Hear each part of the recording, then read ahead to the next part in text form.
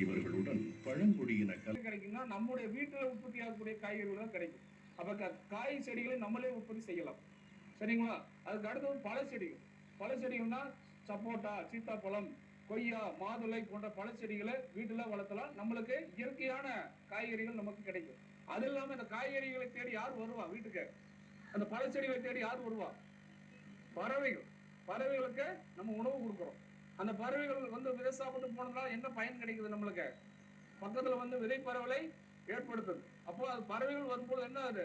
நிறைய மரங்கள் உற்பத்தி ஆகுது. ஆனா மாணவர்கள் நீங்க வந்து என்ன பண்ணணும்னா வீட்டுல அவசியம் வந்து நீங்களும் வீட்டு காய்கறி தோட்டம் அமைக்கணும். உங்களை சார்ந்தவங்களை அமைக்க வைக்கணும். ஆர்வத்துடன் களப்பணியில் கலந்து கொண்ட கல்லூரி மாணவர்களுக்கு நினைவு பரிசு வழங்கப்பட்டது.